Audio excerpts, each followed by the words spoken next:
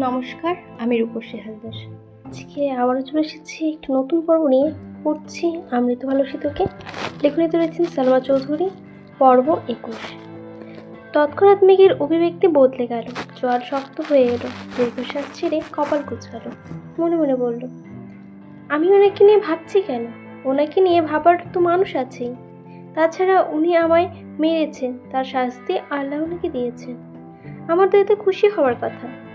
কথাগুলো ভেবেই গাল ফুলালো। তারপর মায়ের মলিন মুখের পানে একবার তাকিয়ে আবার মনে মনে বলা শুরু করলো, যেখানে আব্বু আর ভাইয়া কোনোদিন আমার গায়ে হাত তোলেনি, সেখানে উনি আমার গায়ে হাত তুলেছেন। এটা কোন অধিকারে? তাও আবার আরেকজনের জন্য। উনি আমাকে পছন্দ করলেও মেনে নিতাম। উনি তো জান্নাত আপুকে ভালোবাসেন, তাহলে আমার ওপর অধিকার দেখাতে আসেন কেন? কারো জীবনে অবাঞ্ছনীয় ন্যায় পড়ে থাকার চেয়ে একাকী জীবন কাটানো অনেক ভালো। আমি আপনার জীবনে অবাঞ্ছিত হয়ে থাকতে চাই না। আজ থেকে আমার মনে হিটলারের কোনো অস্তিত্ব থাকবে না।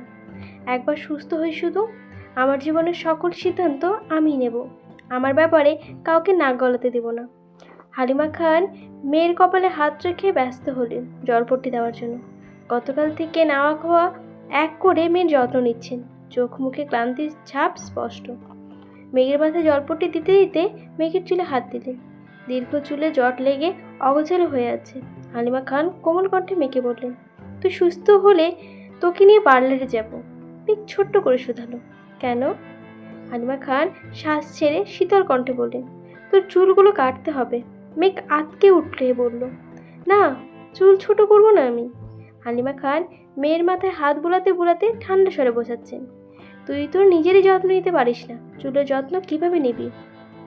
তার থেকে ভালো এখন চুলগুলো কেটে ফেল, তারপর আবার চুল বড় হয়ে যাবে। ভর্তির পরীক্ষা দিতে দিতে দেখবি অনেক বড় হয়ে গেছে।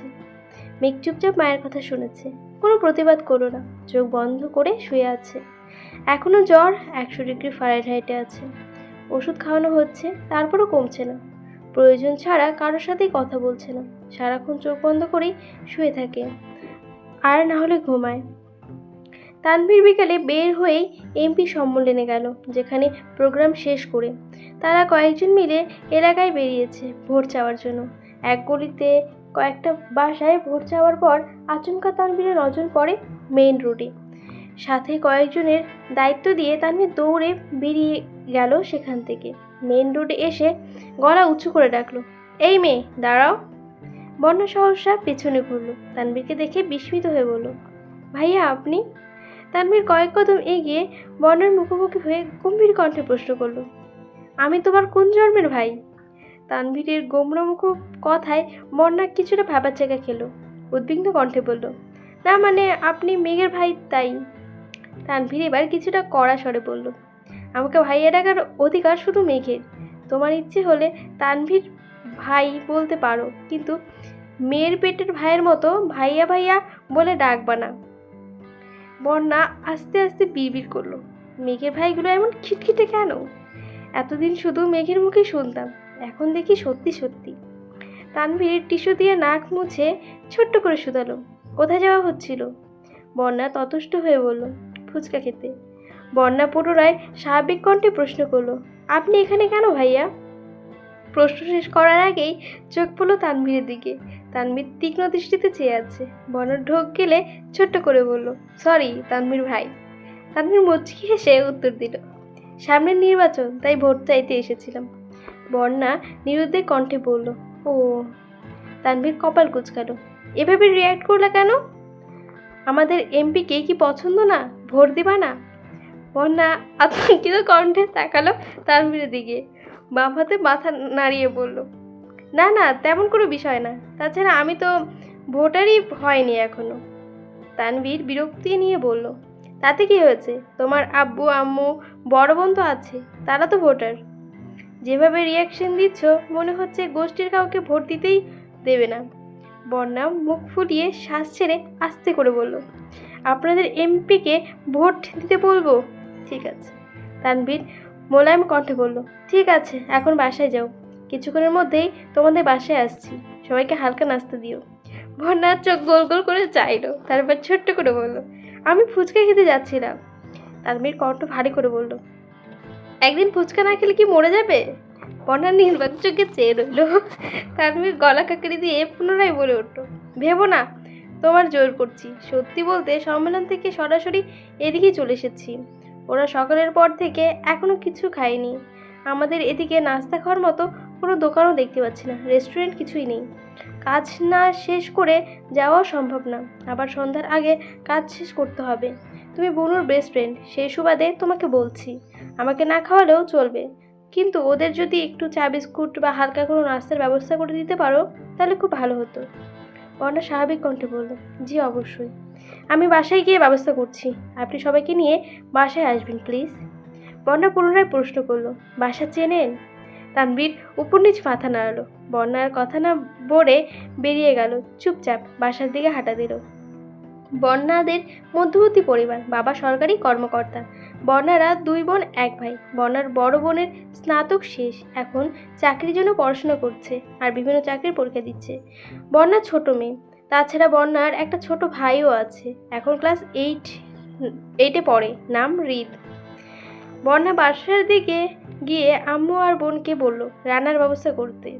কিছুক্ষণ সময়ের মধ্যেই নুডলস, পাকোড়া, ফিরনির সাথে চা বিস্কুট রেডি করে ফেলেছে। কিছুক্ষণ পর হাজির হলো সকলে। এলাকার সব বাড়িতেই বলে শেষের দিকে গিয়েছে বর্ণাদের বাসায়। কলিং বেল চাপতেই কিছুক্ষণের মধ্যে বর্ণা এসে দরজা খুলে দিল। তানভীর দুটো শপিং ব্যাগ এগিয়ে দিল বর্ণার দিকে। সবাইকে বসতে বলে বর্ণা ভিতরে চলে গেল।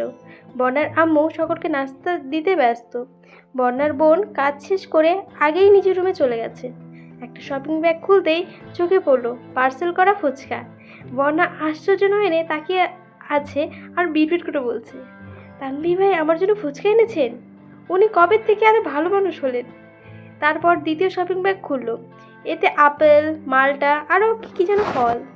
বর্ণাদের বাসায় টুকটাক নাস্তা করে বেরিয়ে পড়েছে সকলে। বর্ণা রান্নাঘর থেকে বেরিয়ে মায়ের সাথে মেইন গেট পর্যন্ত এসে দাঁড়িয়েছে। তানভীর হাসি মুখে বর্ণার মায়ের থেকে বিদায় নিল।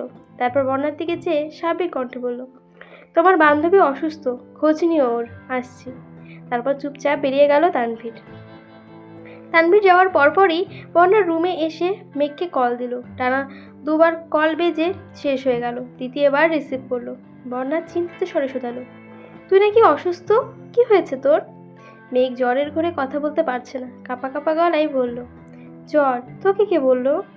বর্ণা স্বাভাবিক কণ্ঠে জবাব দিল, তানভীর ভাই এসেছিল, উনি বলে গেলেন। মেঘ কপাল কুঁচকে গলা একটু জোর দিয়ে বলল, ভাইয়া তোদের ওখানে গেছিল কেন? বর্ণা বলল, আমাদের এলাকাতে ভোট চাইতে এসেছিল, আরও কয়েকজন ছিল। আমাদের বাসাতে হালকা নাস্তা করে গেছেন আর তোর কথা বলে গেছে। মেঘ ঠান্ডা কণ্ঠে বলল, ও আচ্ছা। বর্ণা পুনরায় শোধালো, জ্বর কি বেশি? আর জ্বর কিভাবে বাতালি? মেঘ ভরাট শীতল কণ্ঠে উত্তর দিল, অনেক জ্বর, এমনিতেই উঠেছে। মেঘ মনে মনে ভাবছে, আবির ভাই থাপ্পড় মেরেছে, এটা কোনোভাবেই বর্ণাকে বলা যাবে না। বর্ণা উত্তেজিত কণ্ঠে বলল, বেবি শোন না। মেঘ জ্বরের ঘুরে বলল, বল শুনছি। বর্ণা দ্বিগুণ উত্তেজিত কণ্ঠে বলল, জানিস তোর ভাই আমার জন্য ফুচকা নিয়ে এসেছে আজ। মেঘ এবার চোখ গোল গোল করে চাইল, গলা ছেড়ে বলল, কাহিনী কি, পুরাটা বল। বর্ণা এবার স্বাভাবিক কণ্ঠে সম্পূর্ণ ঘটনা খুলে বলল।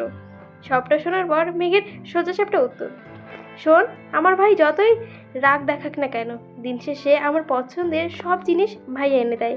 আবির ভাইয়ের মতো এত নিষ্ঠুর না, তাই ভবিষ্যতে আমার ভাইকে নিয়ে আজে বাজে কথা বলবি না। বর্ণা উদ্বিগ্ন কণ্ঠে বলল, আবির ভাইয়ের সাথে আমার কিছু অনেক নাকি? আবির ভাইয়ের সাথে আবার কিছু হয়েছে নাকি? মেঘ থাপ্পড়ের কথাটা এড়িয়ে গিয়ে বলল, ওনার ফোনে একটা মেয়ের ছবি দেখেছি, তাছাড়া জান্নাত আপুর সাথেও গতকাল কত মধুর সুরে কথা বলেছেন। আমার মনে হয় জান্নাত আপুকে উনি পছন্দ করেন। বর্ণা বিরক্তি নিয়ে বলা শুরু করলো, ফালতু ব্যাপারটা নিয়ে একদম ভাবিস না তুই, তোর জন্য কিউট একটা বয়ফ্রেন্ড খুঁজে দেব, তুই কোনো চিন্তা করিস না। এই ব্যাটার কথা তো ভুলেও ভাববি না, ওই ব্যাটা কি হারাচ্ছে সেটা একদিন ঠিক বুঝবে। মেঘের ওকে বড্ড ভিজে আসছে, গলা খাকারি দিয়ে আস্তে করে বলল, সময় পেলে আমি দেখতে আসিস, রাখছি এখন। সঙ্গে সঙ্গে কেটে দিল কল মেঘ। বন্যা বুঝতে পারলো মেঘের মন খারাপ। তাই আর বিরক্ত করেনি। মেঘে নীরবে কিছুক্ষণ চোখের জল ফেলে বিড়বিড় করে বলল, আমাকেও অনুভূতিহীন আর নিষ্ঠুর হতে হবে, যাতে দুনিয়ার কোনো কষ্ট আমায় ছুঁতে না পারে। তারপর রুমের ছাদের দিকে চেয়ে অন্যমনস্ক কণ্ঠে গুনগুন করে একটা গান গাইছে। আবছায় চলে যায় হিজলের দিন, অভিমান জমে জমে আমি ব্যথাহীন, আহারে জীবন, আহা জীবন, জলে ভাসা পদ্ম যেমন। গানটা আমি কখনো শুনিনি, আপনারা শুনেছেন? রাত 9টার দিকে আলী আহমেদ খান আর মোজাম্মেল খান বাসায় ফিরেছেন। খাওয়া দাওয়া শেষ করে আবিরকে দেখতে এসেছে। কিছুক্ষণের মধ্যে তানভীরও বাসায় ঢুকেছে। নিজের রুমে গিয়ে ফ্রেশ হয়ে মেঘের রুমে গেল। হালিমা খান মেঘের মাথায় জলপট্টি দিচ্ছেন। মেঘ চোখ বন্ধ করে শুয়ে আছে। মেঘের কাছে কিছুক্ষণ বসে আবির রুমে চলে গেল তানভীর। মারিয়া খান ছেলের মাথায় বসে বসে মাথায় হাত বুলাচ্ছেন। জ্বর কিছুটা কমেছে, তবে হালকা ব্যথা আছে, ফোলাটাও রয়েছে। আলী আহমেদ খান আর মোজাম্মেল খান চেয়ারে বসে আছেন। তানভীর রুমে ঢুকে অন্য পাশে ঘুরে এসে আবির বিছানায় বসলো। কপালে হাত দিয়ে তাপমাত্রা বোঝার চেষ্টা করলো। আলী আহমেদ খান গম্ভীর কণ্ঠে বললেন, আবার কোথায় মারপিট করেছিল? তানভীর নিজস্ব নিস্তব্ধ হয়ে ছাদের দিকে চেয়ে আছে। আলী আহমেদ খান পুনরায় শুধালেন, কি হলো? কাকে মেরে নিজের হাতে এই অবস্থা করেছ? আবির আব্বুর দিকে চেয়ে নরম কণ্ঠে বলল, আমি খুব ভদ্র ছেলে, মারপিট একদমই পছন্দ করি না। আপনি শুধু শুধু টেনশন করেন আমাকে নিয়ে। আবির ভাবের কথা শুনে তানভীর বিস্ময় চোখে চেয়ে আছে, মনে মনে বলছে, বাহ ভাইয়া বাহ, কি নাটকটাই না করছো। বলতেই হয়, আপনি গুরু, আমি শিষ্য, বুদ্ধি আমার কম, আপনি বুঝাইয়া দিলে বুঝতে সক্ষম। মোজাম্মেল খান কঠিন স্বরে বলে উঠলেন, মারপিট যদি নাই করবা তাহলে এই অবস্থা হলো কেমন করে শরীরের? আবির আমতা আমতা করে বলল, রাস্তায় কিছুর সাথে যেন ধাক্কা লেগে কেটে গেছিল। তানভীর মিটিমিটি হাসছে আর মনে মনে বিড়বিড় করছে, আহারে বেচারা ভাই আমার। আলী আহমেদ খান বিরক্তি স্বরে বলল, আগেই বলেছিলাম বাইক না কিনতে, 3-3টা প্রাইভেট কার থাকার পরেও তোমাদের হয় না। আজকে যদি গাড়িতে চলাচল করতে তাহলে বৃষ্টিতে ভিজতেও হতো না, হাতের এই অবস্থা হতো না, আর এখন এভাবে জ্বরে পড়ে থাকতে হতো না। শ্বাস ছেড়ে আবার বলা শুরু করলেন, ঠিক তো তোমার বন্ধু সেদিন এসে তোমার কোম্পানির ওপেনিং ডেট ইনভিটেশন দিয়ে গেল, তুমি আধমরা হয়ে পড়ে থাকলে, ওপেন কে করবে? আবির ছোট্ট করে বলল, আমিই করব। কপাল কুচিয়ে আলী আহমেদ খান হুঙ্কার দিয়ে বলেন, এসব ভণ্ডামি বাদ দিয়ে কাজে মনোযোগ দাও। মারপিট করে জীবনে কিছুই করতে পারবে না, শুধু শত্রু সংখ্যাই বাড়বে। কোম্পানি শুরু করার অনুমতি চেয়েছো, অনুমতি দিয়েছি। এখন যদি কোম্পানির কাজের বাইরে নিজের মর্জি মতো চলো তাহলে আমাকেও কঠোর হতে হবে, এ আমি বলে রাখলাম। মারিয়া খান কোমল কণ্ঠে বললেন, ও তো বললো মারপিট করেনি। আলী আহমেদ খান গম্ভীর কণ্ঠে বলে উঠলেন, তোমার ছেলে বয়সটা আমিও পার করে এসেছি, কোন কারণে কি হতে পারে সে সম্পর্কে আমার সম্পূর্ণ ধারণা আছে। একটা সময় রাজনীতি আমিও করেছি, রাজনীতির জন্য কত কত জায়গায় আমিও মারপিট করেছি, কী লাভ হয়েছে তাতে? দিন শেষে সব ছেড়ে ব্যবসা শুরু করতে হয়েছে। তোমার ছেলেকে সময় থাকতে বোঝাও এসব ঝামেলাতে না জড়িয়ে কাজে মন দিতে। আলী আহমেদ খান কথা শুনে আবির, তানভীর আর মালিয়া খান তিনজন বিস্ময়কর দৃষ্টিতে তাকিয়ে রইল। কিছুক্ষণ পর মালিয়া খান নরম কণ্ঠে বলে উঠলেন, আপনার রক্তই তো পেয়েছে। বড় আব্বুর কথা শুনে তানভীর ফিক করে হেসে উঠল। আলী আহমেদ খান বিরক্তি হয়ে বললেন, তোমার ছেলেকে লাই দিয়ে মাথায় তুলছো? তোলো তোলো, আমার সমস্যা নেই, একদিন শুধু আমার কানে ওইসব মারপিটের খবর আসুক। কথা শেষ না করে আগে ফুসতে ফুসতে চলে গেলেন আলী আহমেদ খান। তানভীর নিঃশব্দে হেসে চলেছে। মোজাম্মেল খান কঠিন স্বরে বলে উঠলেন, এত এসে লাভ নেই, রাজনীতি করার অনুমতি পেয়েছ বলে যা তা করে বেড়াবে তা কিন্তু সহ্য করব না আমরা। তোমাদের দুই ভাইয়ের সাবধান করে দিচ্ছি, এই বাড়িতে থাকতে গেলে বাধ্য ছেলের মতোই থাকতে হবে। মোজাম্মেল খান বেরিয়ে গেলেন। মালিয়া খান ছেলের মাথায় হাত বোলাতে বোলাতে বললেন, তুই এত বছর বাইরে ছিলি, ওইখানে কার সাথে ঝামেলা করিস? আবির কপাল কুঁচকে তাকালো মায়ের দিকে, কণ্ঠ ভারী করে বলল, আম্মু তুমি অন্তত এসব কথা বলো না, আমি মারপিট করিনি, এমনিতেই কেটে গেছে, এত চিন্তা করো না তো। আবির শ্বাস ছেড়ে আবার বলল, বিশ্বাস না করলে তোমার সামনে তানভীরকে জিজ্ঞাসা করছি, কিরে তানভীর, আমি কি মারপিট করি? আবিরের এরকম প্রশ্নে ভাবাচেকা খেলো তানভীর কিছুটা নড়ে চড়ে হাসি চেপে বলল, না একদম না, ভাইয়া তো নিষ্পাপ একটা শিশু, কি মারপিট করতে পারে? বড় আম্মু, তুমি শুধু শুধু চিন্তা করছো। মালিয়া খান কিছু বলার আগেই তানভীর বলে উঠল, আম্মু, তুমি এখন আব্বুর কাছে যাও, রাগে ফুঁসতেছে মনে হয়, তুমি ওনাকে গিয়ে সামলাও, আমি ঠিক আছি, সমস্যা হলে কল দেবনি। মালিয়া খান ছেলের কথা মতো বেরিয়ে গেল। মেঘকে দেখে নিচে চলে গেল। আবির মোলায়েমের কণ্ঠে তানকে শুধালো, মেঘ কেমন আছে? তানভীর স্বাভাবিকভাবে উত্তর দিল, শরীরে তাপমাত্রা তো কমছে না, ঘুমাচ্ছে দেখে আসলাম। আম্মু বলল বিকালে একটু নাকি কমেছিল জ্বর। আবিরের চেহারায় চিন্তিত ভাব স্পষ্ট বোঝা যাচ্ছে। তানভীর কিছুটা তপ্ত স্বরে বলল, নিজেকে আহত করে কী লাভ হলো? দিব্যি দুজনই রুমে রুমে অসুস্থ হয়ে পড়ে আছো, ভুগতেছো। তুমি সুস্থ থাকলে তো বুড়োর কেয়ার করতে পারতাম। আবির চুপচাপ শুয়ে আছে, কিছুই বলছে না। আবিরকে নীরব থাকতে দেখে তানভীর ছোট্ট করে শোধালো, ব্যথা কমেছে হাতের? আবির গম্ভীর কণ্ঠে উত্তর দিল, কিছুটা। তানভীর পুনরায় প্রশ্ন করলো, খেয়েছো ভাইয়া? আবির সঙ্গে সঙ্গে উত্তর দিল, হ্যাঁ। আবির হঠাৎই তীক্ষ্ণ দৃষ্টিতে চেয়ে তানভীরকে প্রশ্ন করলো, কোথায় যাবি বলেছিলি, গেছিলি? কি খাওয়ালো? তানভীর হাসি মুখে উত্তর দিল, নাস্তা খাইয়েছে। আবির স্বাভাবিক কণ্ঠে বলল, গো হ্যাড। তানভীর শান্ত স্বরে বলল, রেস্ট নিবা? লাইট অফ করে দিব? আবির উপর নিচে মাথা মারল শুধু। তানভীর লাইট অফ করে দিয়ে বেরিয়ে গেল। ঘন্টাখানেক পর আবির কোনো রকমে উঠে নিজের রুম থেকে বেরিয়ে ধীরগতিতে মেঘের রুমে এসেছে। হালিমা খান কোনো কারণে নিচে গেছে। বারান্দার লাইটের আলোতে পরিষ্কার দেখা যাচ্ছে মেঘ ঘুমিয়ে রয়েছে। 24 ঘন্টার জ্বরে অষ্টদশীর মুখমণ্ডল মলিন হয়ে গেছে। মেঘের ঘুম বরাবরই খুব গভীর। বাড়িতে বড়সড় দুর্ঘটনা হলেও ঘুমিয়ে থাকলে মেঘ কিছুই বুঝতে পারবে না। এখন তো জ্বর, তার ওপর ওষুধের প্রভাবে সারাদিন রাত শুধু ঘুমাচ্ছে। আবির বিছানার পাশে বসে মেঘের কাছাকাছি এসে বসেছে।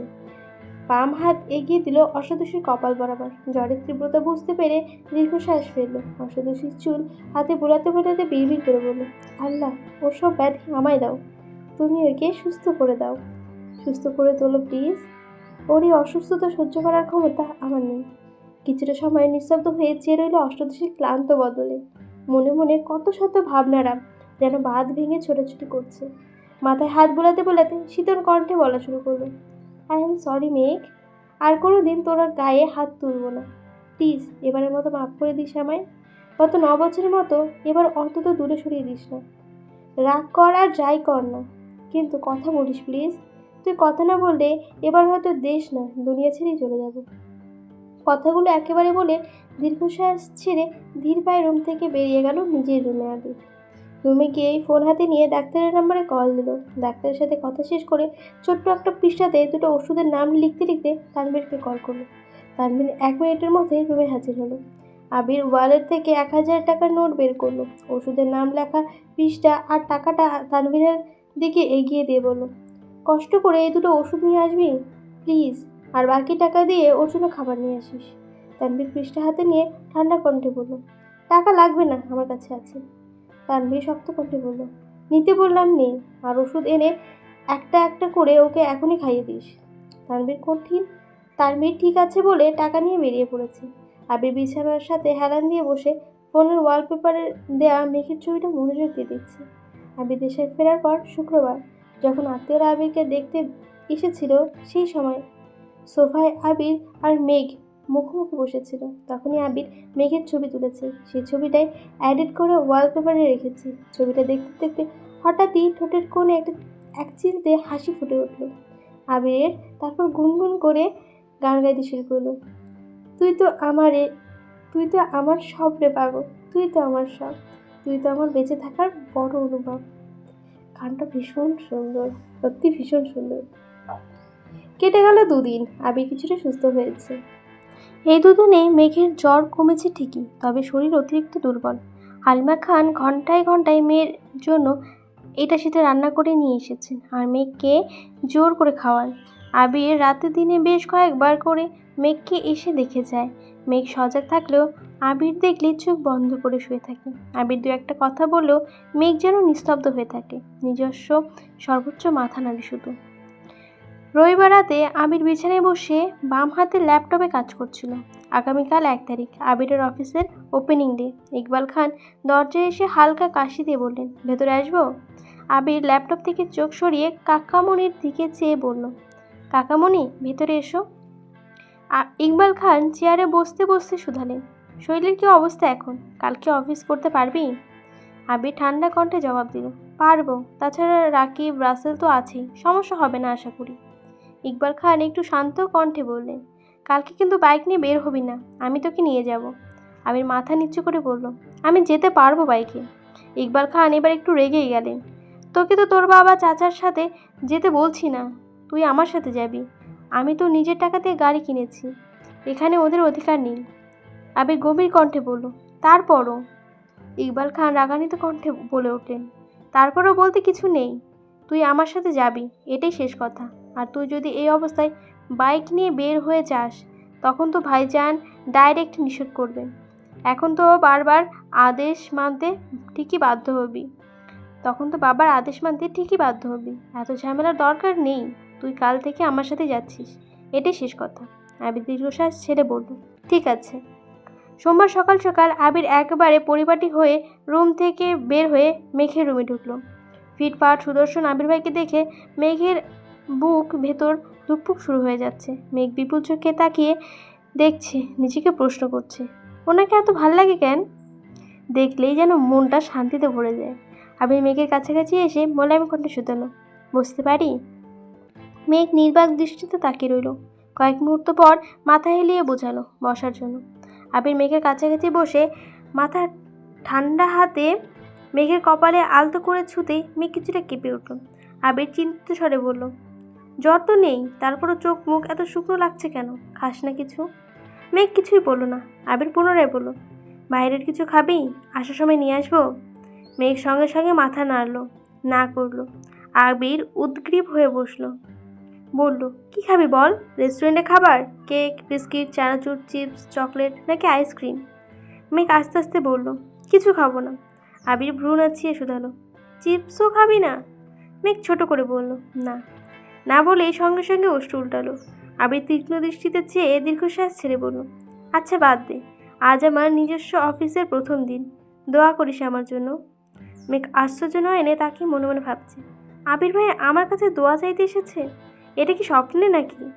মেঘ মন খারাপ সরিয়ে হাসি মুখে বলল, ফি আম্মা নিল্লাহ, আপনার জন্য অনেক অনেক শুভকামনা রইল। মনে মনে বলল, দোয়া করি আপনার ব্যবসা আর জান্নাত আপুকে নিয়ে সুখে থাকুন। আবির স্বাভাবিক কণ্ঠে শোধালো, ধন্যবাদ। তুই সাবধানে থাকিস আর খাওয়া দাওয়া ঠিকমতো করে নিস, আসছি। আবির রুম থেকে বের হতে হতে মনে মনে বলছে, দোয়া কর যেন খুব তাড়াতাড়ি সাকসেসফুল হতে পারি আর তোকে আমার করে নিতে পারি। পর্বটা এখানে শেষ হয়ে গেল। কেমন লাগে?